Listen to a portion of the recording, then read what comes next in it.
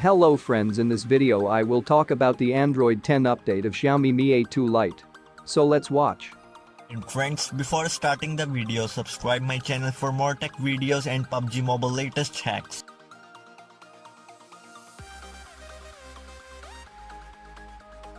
So friends, many people were asking about the Android 10 update of Mi A2 Lite, and at first Xiaomi said that there will be no more major software update for Mi A2 Lite. The users were unhappy about the possibility of their smartphone being abandoned after one OS upgrade, especially as Google requires OEMs to deliver at least 2 years worth of OS upgrades to their Android One handsets. But recently, when a user contacted a live chat of Xiaomi, they have confirmed that the Android 10 update is in development after all. Moreover, the phone has recently spotted on Geekbench also in which it was running Android 10. Which means that Xiaomi is now testing the Android 10 for Mi A2 Lite.